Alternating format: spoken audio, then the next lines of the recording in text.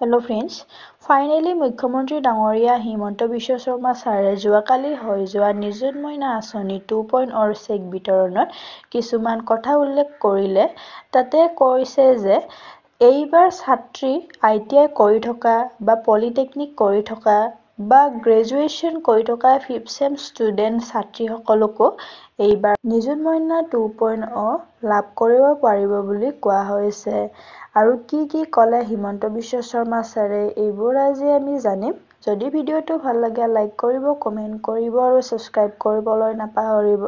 যাতে কিবা যদি ইনফৰমেশ্যন আহে নিযুত মইনা হওক, স্কলাৰশ্বিপৰ বিষয়ে হওক, তেতিয়াহ'লে তোমালোকে পাই যাব পাৰিবা নটিফিকেশ্যনসমূহ। আহকচোন আমি চাওঁ কি কোৱা হৈছে ইয়াতে আৰু কি ক'লে হিমন্ত বিশ্ব শৰ্মা ছাৰে এইবোৰ আজি আমি শুনিম। Degree first year, second year, first, second, third, fourth semester এই আঁচনিখনৰ লগত জড়িত হৈছে। আজিৰ সভাতে আমি আকৌ সংকল্প লৈছো যে ডিগ্ৰী থাৰ্ড ইয়াৰ, 5th ছেমিষ্টাৰত পঢ়ি থকা ছোৱালীসকলকো আমি নিযুত মইনা আঁচনি দিম। সেই সংকল্পও আজি আমি ইয়াতে ঘোষণা কৰিছো।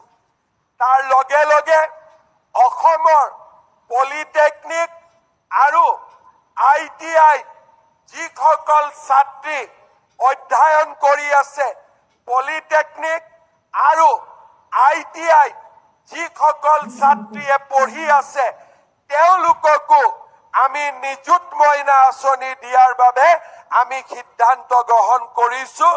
এইখিনি আছিলে ভিডিঅ'টো। এইবাৰ ছাত্ৰীসকল যোনে ডিগ্ৰী 5th চেম কৰি আছে বা পলিটেকনিক কৰি আছে বা তোমালোকে যদি ITI কৰি আছা, তেতিয়াহ'লে তোমালোকে এইবাৰ নিযুত মইনা আঁচনি 2.0 লাভ কৰিবলৈ পাৰিবা বুলি হিমন্ত বিশ্ব শৰ্মা ছাৰে উল্লেখ কৰি দিলে। তোমালোকৰ কাৰণে ভাল খবৰ এটা আহি গৈছে। এইখিনিয়ে। ধন্যবাদ।